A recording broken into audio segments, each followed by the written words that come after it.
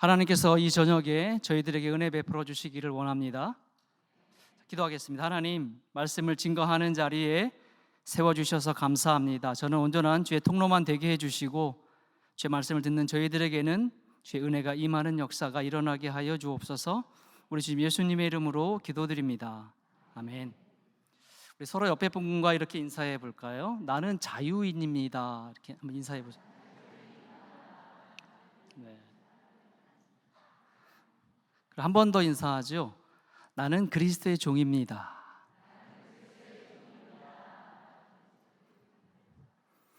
네, 우리 정릉교 교인들, 주 안에서 자유인이시고 그리스도의 종들이신 줄로 믿습니다. 혹시 여러분 중에 교도소나 구치소에 가보신 분 계신가요? 네, 저는 가봤습니다. 이상하게 생각하지 마시고, 제가 죄를 지어서 간 거 아니고요.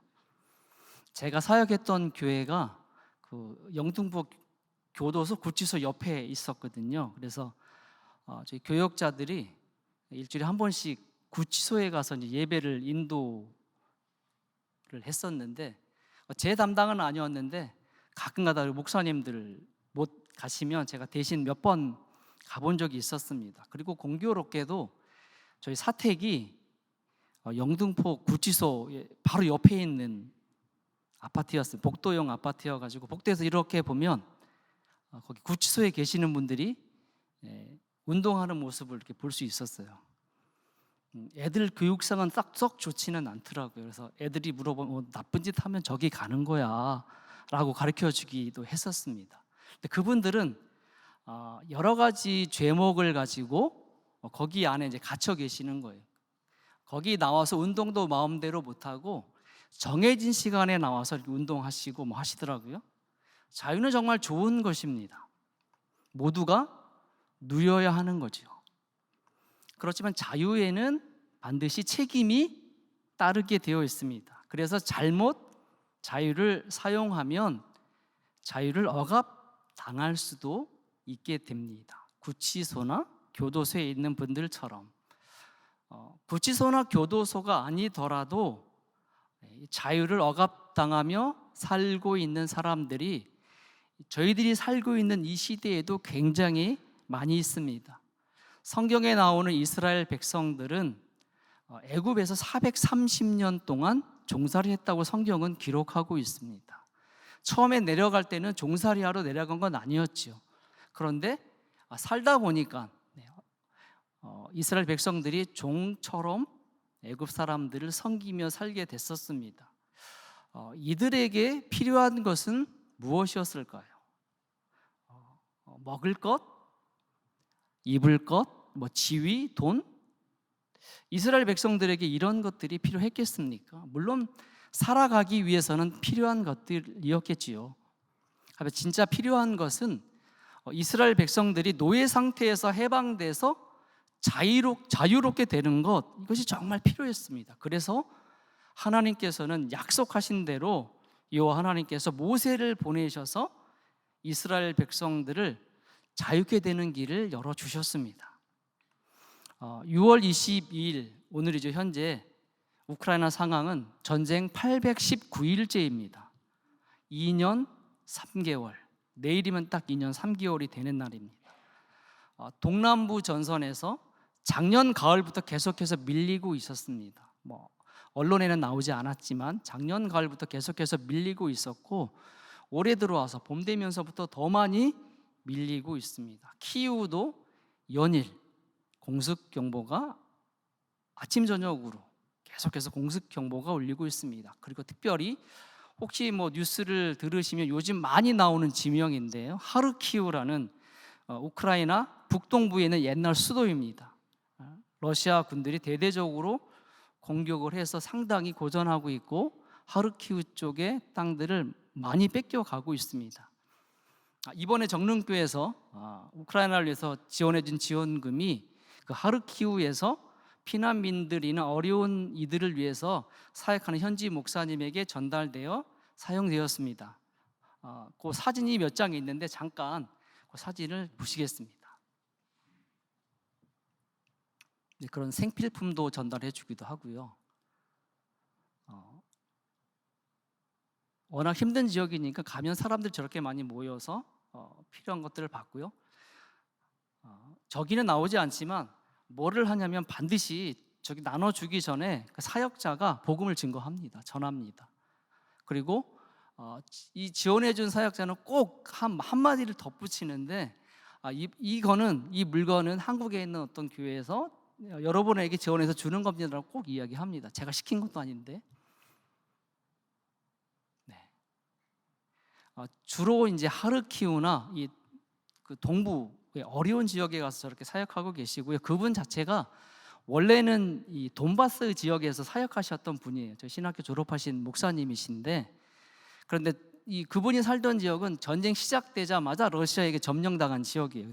그분도 사실 피난민이에요. 그래서 서쪽으로 피난해 와서 살다가 그분이 이제 작년에 하르키우 쪽에 가서 자기 사역하겠다고 가서 이제 사역하고 있었는데, 공교롭게도 요즘은 그 지역이 더 많이 어려워졌습니다. 그래서 최근에 저한테도 러시아의 공격을 너무 많이 받고 있으니까 기도해 달라고 하는 그런 기도 편지를 보내오기도 했습니다. 여러분 생각나시면 그 하르키우 지역을 위해서 오늘 영상에 보신 그 사역자를 위해서 좀 기도해 주셨으면 좋겠습니다.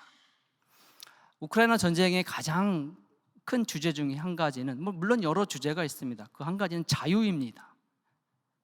1917년 볼셰비키 혁명으로 공산화가 되어서 1991년까지 74년 동안 공산주의의 지배를 받았습니다. 그러니까 자유를 억압당한 채 74년을 살았습니다. 신학교 다 문 닫았고요.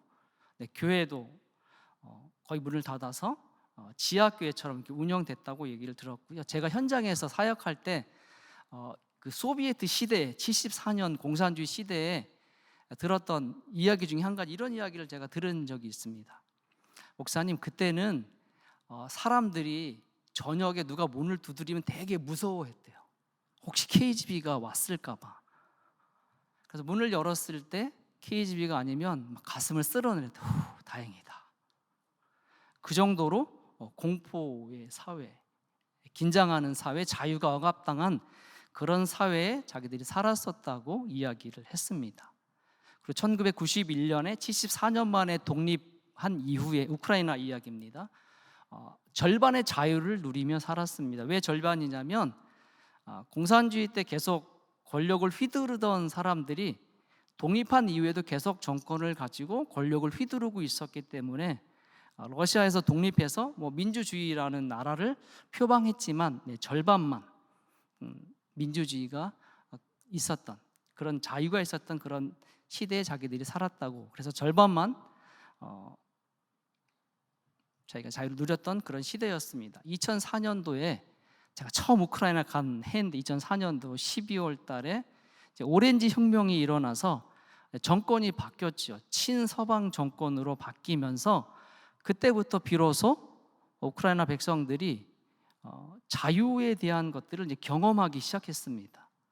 언론의 자유도, 경제적인 자유, 참 자유를 그때부터 비로소 하나씩 경험하게 됐습니다. 우크라이나 전쟁에서 러시아가 승전하게 되면 그분들이 옛날로 돌아갈까 봐 되게 두려워해요. 옛날 그 시대로 돌아갈까 봐.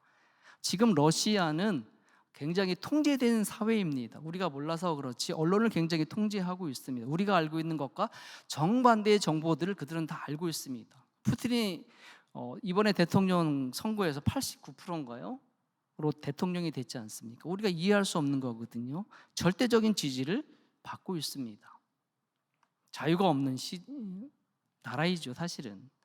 그래서 그 자유를 지키기 위해서, 옛날로 돌아가지 않기 위해서 우크라이나 사람들은, 군사들은 목숨 걸고 나라를 지키고 자유를 지키고 있습니다. 자유는 경험해야 그 값어치를 알 수가 있습니다. 그렇죠? 대한민국도 사실 근대 역사에서 오랜 시간 자유를 억압당했었습니다. 우리가 알고 있는 것처럼 일제 35년, 그 이후에 오랜 군부 통치. 사실 우리가 알고 있는 자유를 누리게 된 것이 그렇게 길지는 않습니다. 어려운 시대 희생을 통해서 얻은 자유이기에 대한민국에서 살아가는 사람들은 자유에 대한 의미가 아마 남다를 것이라고 저는 생각합니다. 지금 현재 대한민국에 살고 있는 사람들은 전 세계 어느 나라에 살고 있는 사람을 뛰어넘는 그런 자유로운 시대에 그 자유를 만끽하며 살아가고 있습니다. 만약에 그런데 그 자유가 제한된다면 어떻게 될까요? 이미 자유를 만끽하고 있는데 격렬하게 저항하지 않겠습니까? 70년, 80년 저 대학 다닐 때인데 군부 통치에 대해서 얼마나 많이 데모했었습니까? 자유를 찾기 위해서. 아마 지금도 만약에 자유를 억압당한다고 생각되면 아마 대한민국에서는 비슷한 일들이 일어날 것입니다. 작년에 제가 외교부의 특별 허가를 받아서 아내와 함께 키우를 다녀왔습니다. 그 여행을 잠깐 복기를 해보면 서울에서 바르샤바까지 한 13시간에서 14시간 비행기를 타고 갔고요. 바로 기차가 연결이 안 돼서 하룻밤 유숙을 하고 기차를 타고 20시간 타고 이제 키우를 들어갔었습니다. 그러니까 저희가 집에서 출발해서 키우에 있는 저희 숙소에 저희 집에 도착할 때까지 만 이틀이 더 걸리더라고요. 이번에도 다시 외교부의 특별 허가를 받아서 이번 6월 22일 날 저희 졸업식이 있는데 졸업식에 다녀오려고 합니다. 그런데 다시 가려고 하니까 제 몸이 작년에 그 힘든 일을 기억하는 거예요. 살짝 부담스러운 마음도 있었어요. 그걸 또 고생하면서 가야 되나? 왕복 한 거의 4일 5일 걸리는 데를 불편한데, 근데 작년에 가 있으면서 너무 좋았거든요. 사실은 제가 18년 동안 살고 사역했던 장소니까 가기는 힘들었는데 막상 가니까 너무 좋더라고요. 편안하고 집에 돌아온 거니까. 또 작년에 막상 떠나려니까 더 힘들어지더라고요. 제가 또 우리 교인들을 두고 또 떠나야 되나? 사실 올해도 그래서 주저주저하는 마음이 있었습니다. 가면 또 와야 되는데, 가면 교인들을 두고 또 와야 되는데 어떨까라는 그런 마음이 좀 무거웠었는데, 그래도 그 땅에 있는 사람들 자유를 위해서 그들을 지키고 투쟁하는 그들을 위해서 위로하고 격려하고 작은 힘이 남아 보태려고 이번에도 다녀오려고 합니다. 전쟁은 눈에 보이는 전쟁과 눈에 보이지 않는 전쟁이 있습니다. 영적 전쟁이죠. 눈에 보이지 않는 전쟁은, 눈에 보이는 전쟁은 지금 우크라이나 전쟁이고요. 자유 또한 눈에 보이는 자유와 눈에 보이지 않는 자유가 존재합니다. 눈에 보이는 자유는 정치적, 경제적, 사회적, 언론의 이런 자유들. 눈에 보이지 않는 자유는 죄로부터의 자유입니다. 근데 사람들의 관심은 정치적인, 경제적인, 사회적인 언론의 자유에 많은 관심을 가지고 있습니다. 그런데 만약에 우리가 정치적, 경제적, 사회적, 언론의 자유를 마음껏 누린다고 해도 죄에서 자유케 되지 못한다면 사실은 우리는 여전히 자유가 없는 죄의 종의 상태의 삶을 살아가고 있는 것입니다. 그것을 우리가 깨닫지 못하는 것뿐이지요. 정말 많은 사람들이 죄로부터의 자유에 별로 관심이 없습니다. 요즘은 더 심각해진 것 같아요. 우리 젊은 세대에서 특히. 자유는 정말 소중합니다. 이것을 힘겹게 얻은 이들에게는 더 그렇습니다. 다시 말씀드리지만 우크라이나는 지금 전쟁 중입니다. 나라를 지키고 자유를 지키기 위해서 싸우고 있습니다. 왜? 그 자유가 너무나 소중하니까. 74년에 공산주의를 경험해 보니까 자유를 억압당했던 경험 때문에 그들이 짧게나마 누렸던 그 자유가 너무나 소중하기 때문에 그걸 지키기 위해서 싸우고 있습니다. 제가 섬기는 신학교는 2022년 2월 24일 전쟁이 시작되면서 5월 말까지 문을 닫았습니다. 왜냐하면 키우에 계셨던 분들이 다 피난을 가셨기 때문에 문을 닫았다가 다시 돌아오시면서 다시 시작하게 됐습니다. 제가 시작하라고 이야기해서 시작한 게 아니고 현장에 있는 우리 사역자들이, 현장에서 공부를 배우는 학생들이 신학교 다시 열어서 공부할 수 있으면 좋겠습니다라고 요청을 해서 그분들의 요청에 따라서 신학교가 다시 문을 열고 수업을 진행했습니다. 여러 과정이 있는데 그 중에 한 과정이 군종 위탁 과정이 있습니다. 그 전에도 몇 번 했었습니다. 졸업하시는 분들이 2014년 이후에 한국으로 지금 군목이죠. 군목 군종이 돼서 열심히 사역하고 계셨습니다. 사실 이번에도 전쟁 전에 계획을 했었습니다. 다시 위탁을 받아서 그러면 합시다. 귀한 사람들을 양성합시다 얘기했었는데 전쟁 때문에 미뤄졌는데 오히려 전쟁이 일어나고 나서 더 이런 사람들이 더 필요하다고, 이런 사역자가 필요하다고 간곡하게 요청을 하셔서 6월 달부터 다시 이제 군종 위탁 과정을 시작하게 되었습니다. 이분들은 최전선에서 군종, 의무병의 역할을 감당하고 있습니다. 작년 졸업식에 갔을 때 이분들이 졸업식 다 끝나고 식사하면서 몇 분이 간증을 하셨는데 그 간증 이야기를 들으면서 큰 도전을 받고 제가 또한 은혜도 받았습니다. 그리고 작년에는 이분들에게 정릉교에서 지원해 주셨던 지원금을 통해서 지혈대 100여 개를 지원하기도 했습니다. 전쟁이라는 상황은 사실은 죽음과 직결되어 있습니다. 그래서 많은 병사들이 이 군종을 통해서, 이 군목 사역자들을 통해서 굉장히 많은 위로도 받고 언제 죽을지 모르니까 찾는다고 하더라고요. 사역자 목사님들을 찾고 기도받기를 원하고, 그리고 많은 사람들이 예수님을 영접하고 있습니다. 아이러니컬하게 정치적 자유를 위한 투쟁인 전쟁에 참여한 군인이 죄의 사슬에서 벗어나서 자유하게 되는 역사가 지금 우크라이나 현장에서 일어나고 있습니다. 우리의 생각과 다르게 우리 하나님께서는 전쟁이라는 것들을 통해서도 한 백성이라도 구원하기를 기뻐하시는 분이십니다. 제가 2년 전에 한국에 왔을 때 우크라이나 전쟁을 언급하면서 뭐를 이야기했었냐면 복음의 긴급성에 대한 이야기를 굉장히 많이 했었습니다. 전쟁이 일어나니까 군인도 언제 죽을지 모르겠고 민간인도 언제 죽을지 모르겠는 거예요.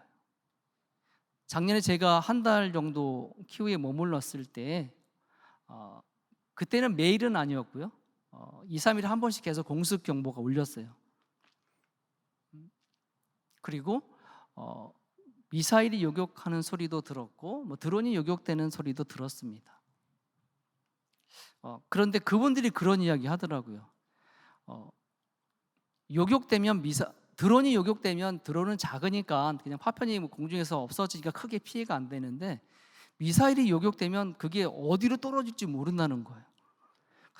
그래서 제가 있는 동안에도 예를 들면 제가 성북구에 있다고 하면 강북구 쪽에 그 미사일 파편이 떨어져 가지고 한 7, 8명이 죽은 그런 사건이 있었거든요. 그 미사일 파편이 아파트에 떨어져서 그런 건데 그분들이 그런 얘기 하더라고요. 그 미사일이 어디로 떨어질지 모른다고. 우리 아파트에 떨어지지 않으면 그게 럭키한 거라고, 행운이라고. 자고 있을 때 떨어지니까 어떻게 할지 모른다는 거예요. 그러니까 그분 민간인도 언제 죽을지 모르는 거예요. 전쟁터에 나가 있는 최전선에 있는 군인들만 죽는 게 아니고요. 전후방 가리지 않고 민간인들도 미사일이나 드론 여러 가지 공격적인 것들을 통해서 다칠 수 있고 죽을 수 있는 그런 상황이었습니다. 그래서 제가 너무도 복음의 긴박성이 그곳에서는 필요하다. 언제 사람들이 죽고 언제 사람들이 다칠지 모르는 상황에서 예수 믿고 구원받는 것, 죄에서 자유케 되는 것이 너무 긴급하다고, 필요하다고 계속 이야기를 했었습니다. 이런 구원의 긴급성은 사실은 가만히 생각해 보면 전쟁하고 있는 우크라이나는 반드시 필요합니다. 그런데 우크라이나 땅만 필요한 게 아니고요. 이 땅, 저와 여러분이 살고 있는 대한민국에서도 이 복음의 긴박성, 긴급성이 필요하다고 제가 이곳에 와서 있는 동안 생각하게 되었습니다. 여기 앉아 계시는 분들은 대부분 장년이시잖아요. 여러분 연배 때 복음화율은 굉장히 높습니다. 어떤 연배 때는 20%, 30% 육박하는 연배 때도 있겠죠. 요즘 젊은이들은 어떻습니까? 20대 청소년들은 심각하게 얘기하는 분은 1%까지 얘기하시는 분이 계시더라고요. 2%, 3%, 5%를 넘지 않는다는 거예요. 선교학에서 복음화율이 5%가 넘지 않으면 그 민족을 미전도 종족이라고 부릅니다. 어쩌면 우리의 자녀들, 여러분의 손주들 세대는 여러분과 다르게 미전도 종족으로 살고 있는지 모르겠습니다. 예수님 없이 살다가 예수님 없이 죽으면 그 결말이 어떤지 우리가 너무 잘 알고 있잖아요. 그래서 우리들도 다시 한번 우리 장년, 우리 어른 세대가 다시 한번 책임감을 가지고 복음의 긴박성, 긴급성을 가지고 그 영혼들에 대한 불쌍한 마음을 가지고 그들이 죄로부터 벗어나 자유하게 되는 그날을 위해서 기도하시고 또 그렇게 살아가는, 그래서 정론교회 성도들을 통해서 이 주변에 있는 수많은 사람들이 복음을 듣고 주 앞에 돌아오는 아름다운 역사가 있기를 주의 이름으로 기원합니다.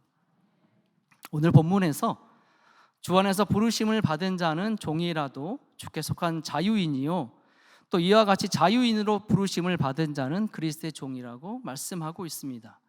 자유인을 이야기하면서 도리어 그리스도의 종 이야기를 하고 있습니다. 그렇다면 자유, 눈에 보이지 않는 자유를 어떻게 얻을 수 있을까요? 우리는 이미 다 알고 있습니다. 사실은 요한복음 8장 32절에서 진리를 알지니 진리가 너희를 자유롭게 하리라 말씀하고 있습니다. 그리고 요한복음 14장 6절에서 예수께서 말씀하시기를 내가 곧 길이요 진리요 생명이라고 말씀합니다. 진리가 자유케 하는데 그 진리가 예수님이잖아요. 예수님이 진리시거든요. 우리가 자유케 되는 길은 예수님밖에 없다는 거예요. 진리이신 예수님만이 진짜 자유를 주실 수 있는 분이십니다. 죄에서 자유하게 되는 길은 오직 예수님을 구세주로 믿고 영접하는 길밖에 없습니다. 이 세상 누구도 여기에서 예외는 없습니다. 요즘 제 아들 녀석이 사춘기가 와서 가끔가다 아빠 나 교회 안 가면 안 돼 이런 얘기 자주 합니다. 매일 가정예배를 드리니까 아빠 예배 매일 드리면 안 돼? 그래서 아빠랑 사는 동안은 계속 드려야 돼 이렇게 얘기는 했는데 강요하지는 못하겠더라고 요즘 아이들에게는.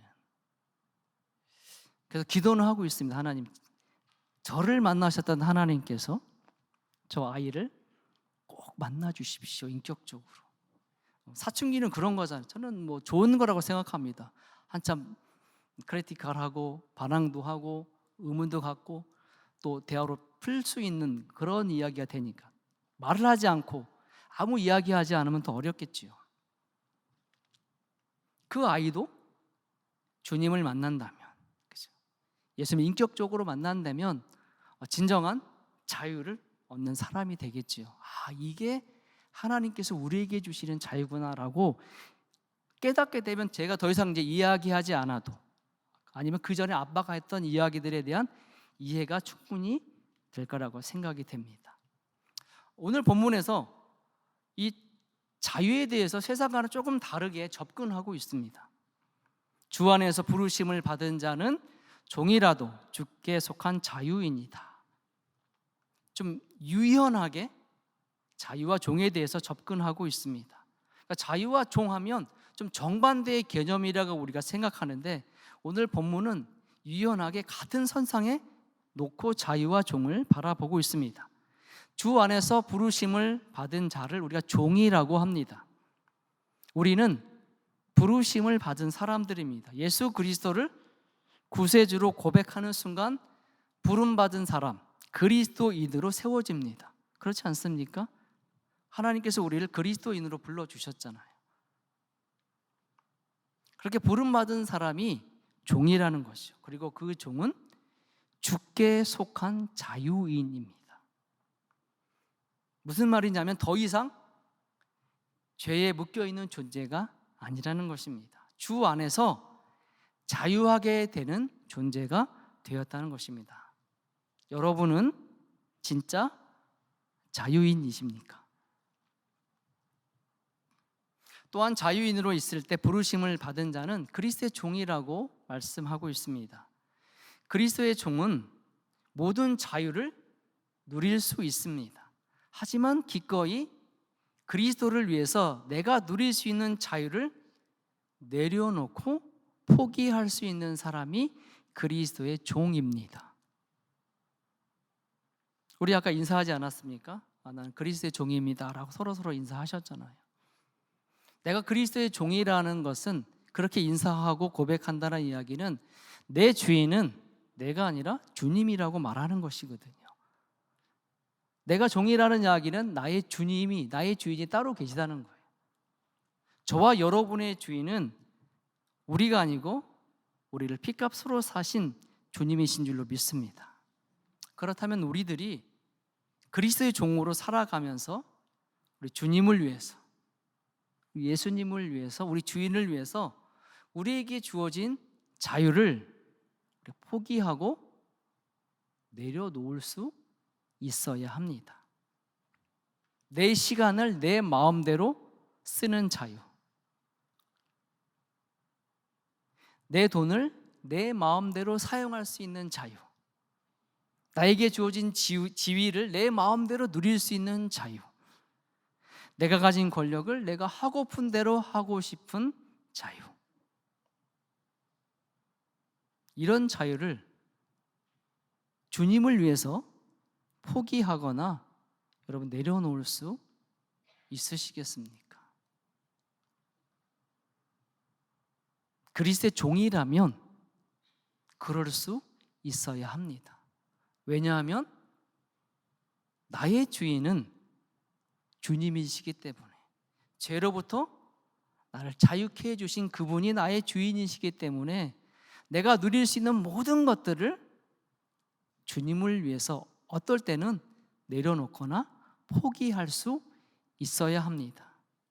내가 가진 시간, 내가 가진 돈, 내가 가진 지위, 내가 가진 권력, 다 주님이 나에게 주신 것입니다. 나를 위해서 사용하지만 하나님께서 원하시는 그 시간에, 그때 그것을 사용하기 위해서 저희들에게 잠시 맡겨 두신 겁니다. 내가 가지고 있는 게 그래서 내 게 아니죠. 주님의 것입니다. 여러분 어떠십니까? 가만히 한번 생각해 보십시오. 여러분이 가지고 있는 것, 너무 오래 가지고 있다 보니까 다 내 거라고 혹시 생각하고 있지 않습니까? 내가 가진 부, 내가 잘나서, 내가 뭐 잘해서, 아니죠. 성경에 의하면 하나님께서 그 부를 얻을 만한 능력을 주셔서 내가 그 부를 갖고 있는 것이거든요.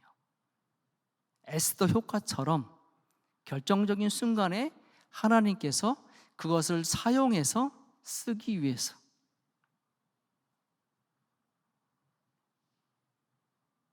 하나님이 가장 기뻐하시는 일은 한 영혼이 주님 앞에 돌아오는 거, 가장 하나님이 기뻐하시는 일입니다. 어쩌면 우리에게 맡겨주신 그 모든 것, 그 일을 위해서 하나님이 쓰기 위해서 우리에게 맡겨주시고, 또 우리가 그렇게 쓰기를 하나님은 원하지 않으실까요? 오늘 본문을 다시 한번 해석해 보면 어떤 성경학자는 이렇게 얘기합니다. 오늘 본문은 죄의 죽음으로부터 해방되어 자유케 된 사람은 세상이 구분하는 가치와 기준에 유혹되지 말고 복음을 위한 삶을 살아야 한다고 말하고 있는 것이다. 그러니까 복음을 위한 삶은 자유인이나 종을 구분하지 않고 공통적으로 요구되는 사항이라는 거예요. 특별히 주 안에서 자유케 되어 그리스도의 종이 되었다면, 저와 여러분이 그렇게 고백하고 있다면, 저와 여러분은 복음을 위한 삶을 살아야 한다는 것입니다. 다음 주에 일본 단기 선교를 가는 것으로 알고 있습니다. 많이 준비하셔서 가시는데, 우연히도 제가 며칠 전에 일본에서 17년 계속 사역하고 계신 선교사님 부부를 만났습니다. 친하신. 그 선교사님 부부를 만나 식사하고 이야기를 많이 나눴는데 일본에 대한 것들도 많이 물어봤습니다. 정은교 단기 선교팀이 또 일본 가시니까. 근데 그 이야기를 들으면서, 야, 일본에서 목회하는 거 되게 쉽지 않구나. 일본에서 선교하는 거 참 어렵구나.